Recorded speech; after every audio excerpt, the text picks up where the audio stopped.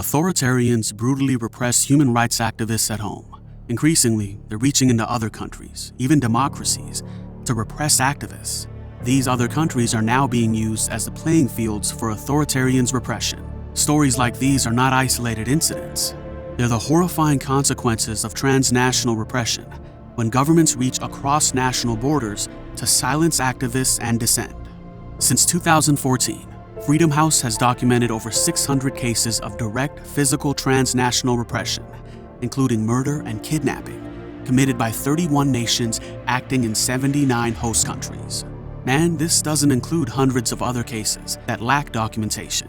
Transnational repression is a dangerous threat to human freedom and security across the globe that's all too often normalized and even incentivized by inaction from democratic governments and institutions. And in order to stop it, you must understand it. Freedom House's research uncovered 4 key findings from transnational repression in recent years. 1. It's becoming a normal phenomenon. More governments are engaging in transnational repression than previously thought, largely using the same tactics, from spyware and family intimidation to assassinations and kidnappings. 2. Most physical transnational repression involves manipulating host governments to reach exiles. In many cases, repressive governments work with the host countries to illegally transfer people back to the repressive government's origin country, directly undermining the rule of law. 3. The penalties for transnational repression are insufficient to deter further abuse. Many democracies need to update their laws to make it harder for these abuses to occur. And 4. The full spectrum of transnational repression tactics matters. Online harassment, threatening an exile's loved ones, canceling an exile's passport, and spyware do not attract the same level of attention as assassinations, but these less visible forms of transnational repression are intimately connected to physical attacks. But to really understand transnational repression, you need to understand its human toll, how it tears apart families, makes loved ones disappear without a trace, and mercilessly torments innocent people. Loujain Al-Hafthul is a Saudi activist who's fought for women's rights in the country. Her sister recounted the harrowing story of how the Saudi regime pursued Loujain in another country. She was kidnapped from the Emirates in March 2018. She was brought back to Saudi Arabia, put in prison for a couple of days, put on a travel ban, and released from prison, but on a travel ban. And then in May 2018, the state security, so MBS, the Crown Prince, MBS's private police, broke into her house and they took Loujain. The whole judicial system is becoming so ridiculously weak and a lie.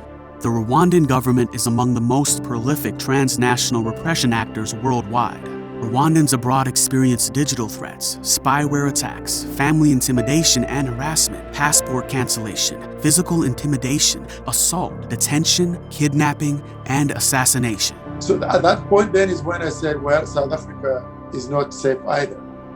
So I came back to Canada. I was a citizen of this country. This environment that I live in basically dictates that you trust no one.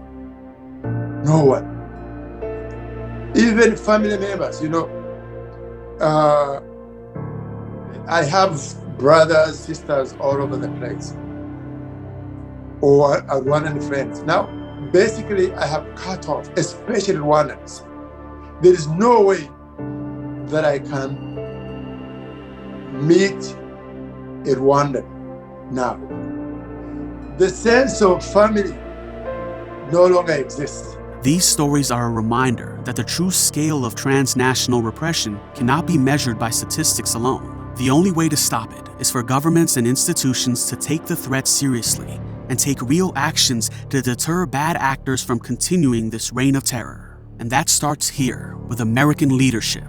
The Biden administration should use targeted sanctions against perpetrators, including denying and revoking visas and freezing US-based assets, and should work with Congress to ensure there's sufficient funding for enforcement. The administration should also take steps to combat Interpol abuse, in which governments misuse Interpol's international law enforcement alerts in an effort to apprehend their critics.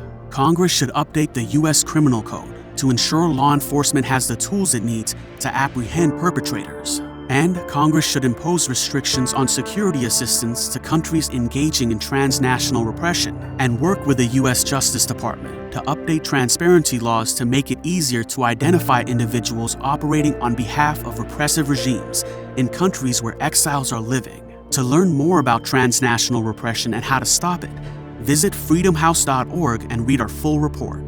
Dictators are extending their repressive tactics into open democracies because they expect to get away with it. It's time to get serious about strengthening laws and procedures to hold perpetrators accountable and protect the innocent people who bravely stand up to them.